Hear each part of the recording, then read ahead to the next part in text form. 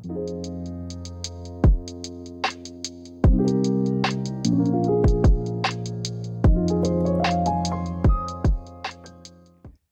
everybody, welcome back to The Pressing Matters. I'm Scott. The thrill of discovering new music, or music that's new to you, is one of the greatest joys of life. It happens a lot when you're young.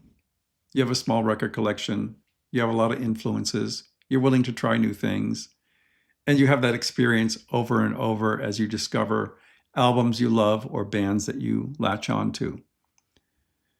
But as you amass a large record collection, and as you get older, those experiences become less and less, unless you maintain a very open mind.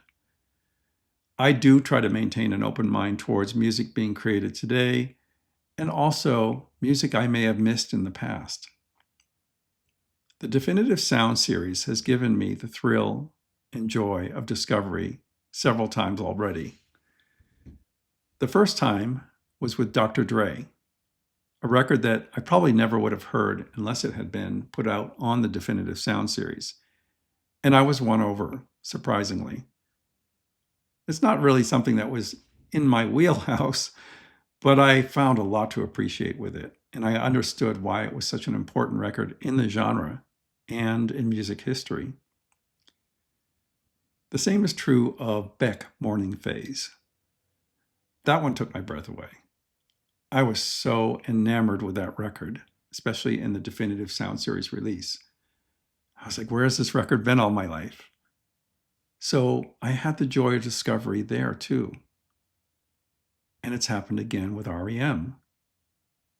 Where was I in 1982, 83? I would have been the perfect target for this record. I was in college. I was in my early 20s.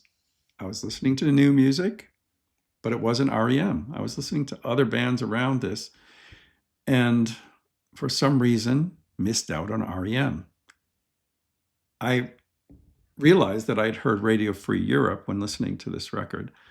Radio Free Europe was released as a single initially. That was the only thing out for a while until the Chronic Town EP came. I remember hearing Radio Free Europe on college radio and was interested, but not enough to follow up on it.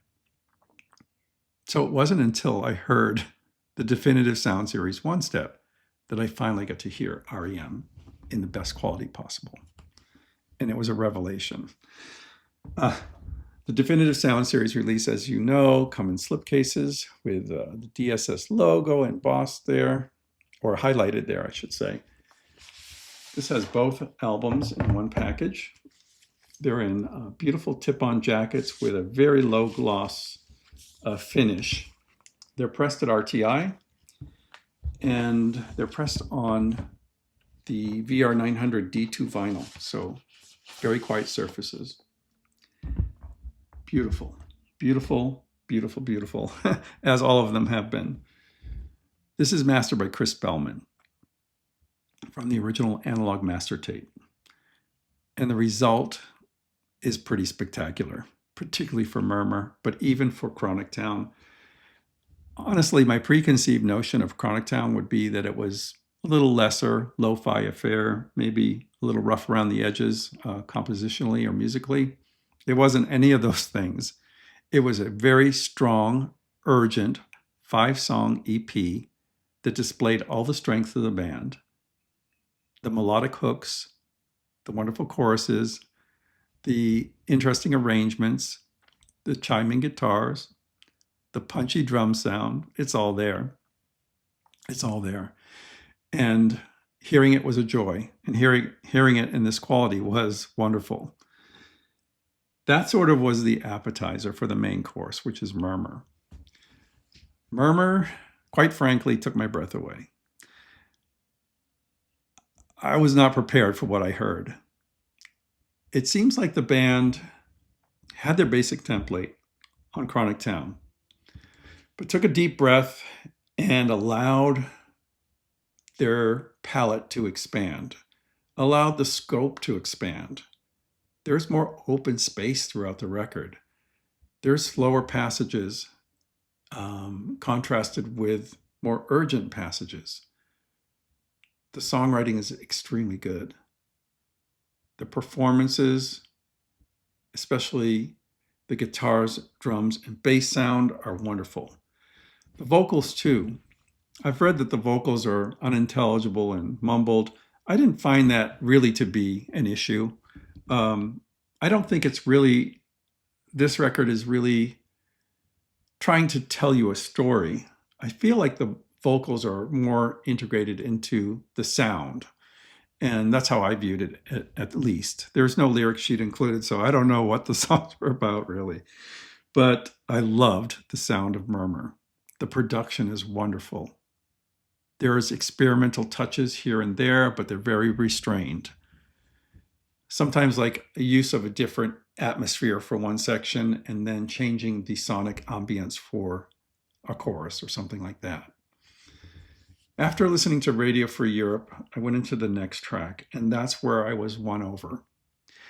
If that track was the only track on this expensive one-step, I'd be thrilled because I'm so enamored with it. It's called Pilgrimage. Pilgrimage is a masterpiece, just a mini masterpiece of a song.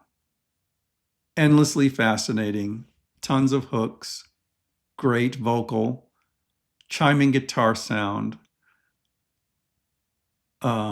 contrasting sections.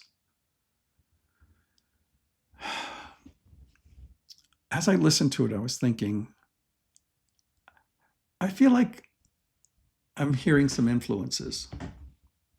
Just influences absorbed, not anything that would be considered like replicating. And as I thought about it, I was like, what is that sound? It was the guitars that were reminding me of something. And then it occurred to me. It very much reminds me of the guitar sound of the Byrds records from the 1960s, the folk rock group. They used a similar guitar sound. I think they used the same type of guitar, Rickenbacker, to get that sound. And R.E.M. has incorporated that into a modern framework of their own. And it sounds just amazing. The guitar sound on this is worth the price of the album. Also, there was another feature here that really caught my attention. The choruses and the background vocals. I was like, where do I know that sound from? And then it occurred to me, it reminds me very much of the Moody Blues in a way. The way their vocals would stretch out in an ethereal kind of way. That happens over and over in this record as well. The melodic shifts and chord changes in that song, and I can think of another one off the top of my head, and I can't get it out of my head, is Talk About the Passion. That too, going from one section to the next, there's just these chord changes that just like, wow, this is brilliant. And so it goes throughout the whole record, brilliance. It's beautiful, absolutely beautiful. I can see now why Murmur is considered to be one of the top recordings of all time. The most important rock records of all time.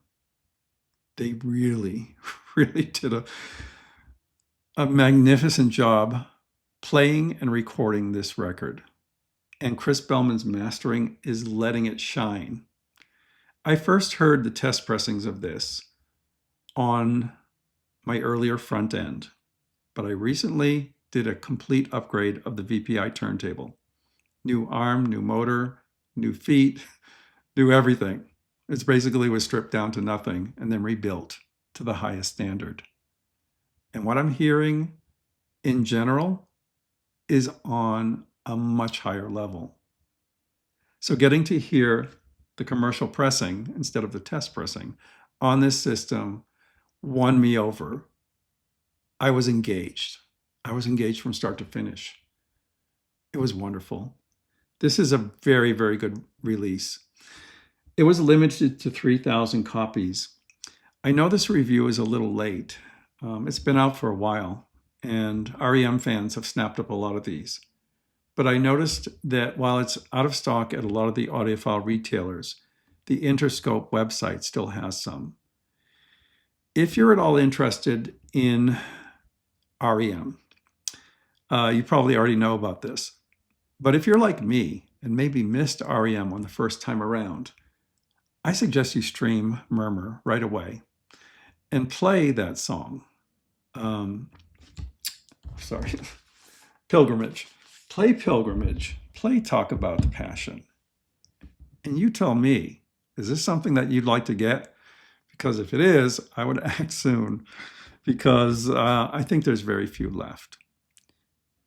This has been a great joy of discovery for me, discovering R.E.M. in this kind of quality.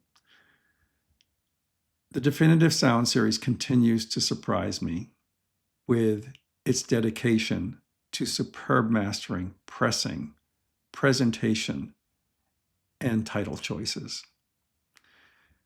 I'm looking forward to more and more from this series. Thank you to Tom Grover Beery for curating the series and using your expertise to do everything right.